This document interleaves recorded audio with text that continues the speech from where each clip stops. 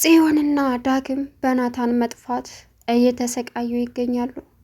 ቢኒም ናታንን እንደታገተ ስለነገረው በመጨነቅ በፍለጋ እየተንከራተተ ይገኛል። ያፌት ናታንን የት ቦታ እንዳገተው የት እንዳለ እስካሁን ድረስ አይታወቅም። በጣም ያሳዝናል። ይህ ሁሉ የነበረው ያው ያፌት የራሱ የሆኑትን ሰዎች በብዛት አሰማርቶ ስለነበረ ከኒክ ቤስተሩ ጋር ሲወጣ በመጠባበቅና እርምጃውን በመከታተል በስተመጨረሻም ማንም የማያቸው ቦታ ወስደው አግተውት እንግዲህ ቤተሰቡ በሙሉ በጭንቀትና በስቃይ ይገኛል። ጽዮን አሁን ወንድሟን አታ ሰው መሆን አትችልም።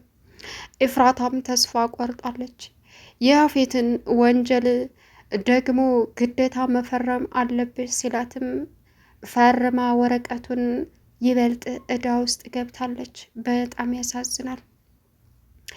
ያፌት አሁን መከራውን እያየ ይገኛል። ለምን ናታንን ለማጥመድ ስለነበረ ብዙ ነገር ሲያደርግ የነበረው። እጅግ ከምንም በላይ የሚያሳዝን ነገር ቢኖር ናታን ያለበት ሁኔታ አለመነገሩ ነው። ያፌት እንግዲህ የናታንን እጅ በማሽን ፈጭት አድርጎ ጥሎታል። በጣም በጣም ያሳዝናል። ኤፍራታንም አምጥቶ ፈርሜ ያለባት ወረቀት ላይ ሳትወድ በግዱ አስፈርሟታል። አሁን ምንም አማራጭ የላቸውም። ሁላቸውም ደም እንባ እያለቀሱ ይገኛሉ። ናታን መጀመሪያውንም ያፌትን እንደማያስቆመው ወይም ደግሞ ያፌትን መጋፈጥ እንደማይችል ሁላችንም እናውቅ ነበር። ግን ደግሞ የመጨረሻ ተስፋችን ያደረግነው ኒክ ፔስተሩ አግዟቸው ኤፉዬና ናታን የራሳቸውን ሕይወት የሚመሩበት አጋጣሚ ይፈጠራል ብለን ነበር። ነገር ግን ይህም አልሆነም። ሰላም ውድና የተከበራችሁ የቻናል ቤተሰቦች እንዴት ናችሁልኝ? ሰላማችሁ ይብዛልኝ። ለዚህ ቻናል አዲስ የሆናችሁ ሰብስክራይብ እያደረጋችሁ ቪዲዮውን እስከ መጨረሻው ተከታተሉ። ዛሬ እንግዲህ ሐረግ ድራማ ከባለፈው የቀጠለ ይዘን መጥተናል። ያፌት እንግዲህ ናታንን ከሰው አርቆ የት ቦታ እንደደበቀውና ምን እንዳደረገው ሙሉ ቤተሰብ አያውቅም። ግን ናታን እንዳገተው ብቻ ነው ያፌት እንዳገተው ብቻ ነው የሚታወቀው። ቢኒ ያፌት መሆኑን ስላረጋገጠ ናታንን ፍለጋ እየተሯሯጠ ይገኛል። ግን ደግሞ ናታን የት ቦታ እንደታገተ ምን እንደሆነ የሚታወቀው ነገር የለም።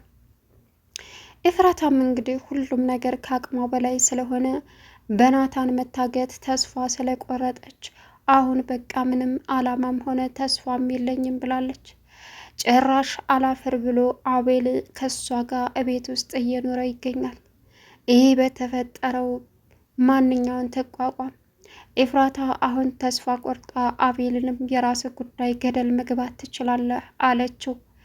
ነገር ግን አቤል አሁንም ቢሆን አርፈሽ ማትቀመጪ ከሆነ ናታንን ከያፌት አስመልጬ እስር ቤት ከተዋለሁ ብሎም አስፈራራት።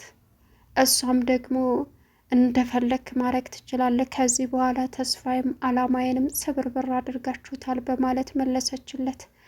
ጽዮን እንግዲህ የምታደርገው ግራ ገብቷት ዳግምን እባክን እርዳኝ እያለች ትገኛለች። ዳግምም እንደሷው ነው የሰማው።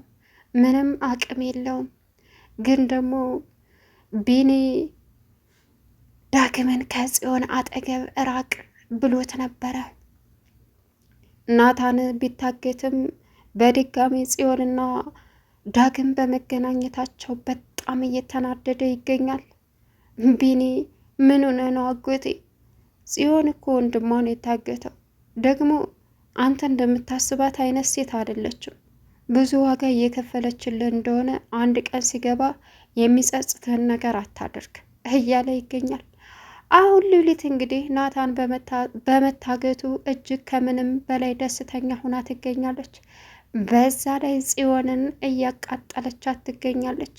ወንድም ያለ ብለሽ ነበር እንደዚህ ስትሆኝ የከረምሽው፣ አሁን ግን የለም እያለች ታቃጥላታለች። እሷም አሁን አዘንታ እንዲሁም ለቅሷ ለወንድሟ ለናታን ስለሆነ ሌላ ሰው ምን ይበል ምንም የምታውቀው ጉዳይ የለም። የቤዛ እናት የቤዛ ፍቅረኛ እናት እንዲሁም የናውድ እናት አሁን ልጇ ከማን ጋር እንደሚውል ተከታትላ አወቀችበት። አሁን የወሰነችው ውሳኔ እሱን ከቤዛ ለማራቅ ካልሆነ ግን ይወገዳል የሚልም አላማ አላት። በጣም ያሳዝናል። እናት ለልጇ ይህን ያክል መጥፎ ውሳኔ መወሰኗ እጅግ አስፈሪ ነው። ሌላኛው ነገር ደግሞ በሚገርም ሁኔታ ሉሊት አሁን በደስታ እንኳንም የኔን ጣት ነቃቅለህ አንተም ጣት አሁን ይነቃቀልልሃል። የኔን አለቃ መዳፈር ምን ያክል እንደሚከብድ በዚሁ ታውቀዋለህ እያለችም ብቻዋን ታወራለች። ቤዛ ይህንን በምትልበት ሰዓት ደረሰችባት ሉሊት ላይ። ምን እያልሽ ነው? ማን ነው የሚነቃቅለው ስትላትም አይ ዝም ብዬ ነው ማለቴ ናታንን እንደኔ ጥፍሩን እንዳይነቅሉት ብዬ ነው አለቻት። አንቺ ሴትዮ ምንድን ነው የሚያስቀባጅርሽ? የምታውቂው ነገር አለ አለቻት። ቤዝ እኔ ምንም ማውቀው ነገር የለም እያለች ለፈለፈች። ግን እንግዲህ ትልቅ ሀሳብና ጭንቀት ላይ ትገኛለች። ህመሟን ዳንኩ ብላ ሳትጨርስ በእርግጥ ጠንከር ብላ እንኳ መራመድ ሳትችል አሁን ሌላ የናታን መጥፋትና የእፉዬ ተስፋ መቁረጥ እንዲሁም አዘንታ በብስጭት መቃጠሏና መሰቃየቷ አሁን እጅግ ከምንም በላይ እያሳሰባትና እያስለቀሳት ትገኛለች። አሁን ገኒ ሁሉንም ነገር አውቃለች። የምንጋፈጠው እፉዬ ያፌት በናታን ስላስፈራራት ነው ከሱ ጋር እየኖረች ያለችው በማለትም ጽዮን ነግራታለች። አሁን ወይኔ ልጄ እያለችም ማልቀስ ጀምራለች።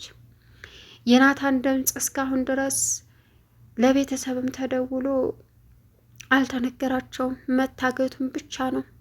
አንቺና ናታን እኔን መቀመቅ ልትከቱ ነበር፣ ማን መቀመቅ እንደሚወርድ እናያለን በማለትም ለኢፍራታ ያፌት አስጠነቀቃትም ዛተባትም። ኢፍራታ አሁን ከዛ ከቤት አትወጣ ግራ ገብቷታል፣ አትኖር ግራ ገብቷታል። በዛ ላይ አቤል ገብቶ ያጎቴ ሚስት እያለ እያቃጠላት ትገኛለች። ኢፍራታ አሁን ህይወት ፊቷን እንዳዞረችባት መቼ ነው ለእኔ ደስታ የሚኖረው? በወዴ ነፍሰ ጡር ልጅ ሆኛለሁ። አሁን ደግሞ ምን አድርጌ ነው ናታንን ከዚህ ነፃ የማወጣው? ፈጣሪ ሆይ አንተ አቅም ስጠኝ፣ እኔ አቅም የለኝም እያለች እያለቀሰች ትገኛለች። ያፌትን እንዴት ማወቅና ወይም ደግሞ ከሱ ማስጣል ከባድ እንደሆነ እጅግ በደንብ ታውቃለች። ያፌት ግን ወረቀቱን አስፈረማት። ወረቀቱን አልፈርምም ብትልም ወደሽ ሳይሆን በግድሽ ትፈርሚያለሽ። እስከ ዛሬ ስራ ቦታ ልሂድ እያልሽ ስታጣድፊኝ የነበረው ናታንን ለማገዝ ነበረ። አሁን ናታንን እኔ እጅ ከገባ በኋላ የምን ፍርማ ነው እያልሽ ታመልጫለሽ። እኔ ያፌት ነኝ። ማንም ምንም የሚያታልለኝ ሰው አይደለሁም። ማንም ደግሞ የኔን የሆነ ነገር ወስዶ የሚቀር ሰው አይደለሁም። የኔን ገና ብዙ እማስመልሰው ሂሳብ አለበት ናታን እያለ አስፈራራት። እሷም ካንተ ጋር እየኖርክ ያለሁት እኮ እሱን እንዳትነካብኝ አይደለም ወይ? ስለዚህ ቃልህን አፍርሰሃል አለችው። ቃልሽን የማያፈረሸው አንቺ ነሽ። ትዳርሽንና ጋብቻሽን የኔን ህይወት ትተሽ እሱ ጋር ተመካክረሽ እየሰራሽ እንደነበረ በእጅጉ ደርሼበታለሁ አላት። ምንድን ነው?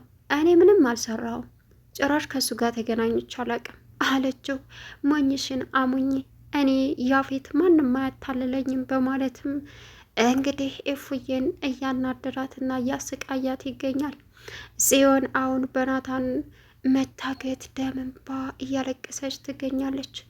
አንድ ቀን ያፌት ቤት ሄዳ ሂሳባችንን የምንወራረድበት ቀን ይመጣል፣ ወንድም ልቀቅ አለችው።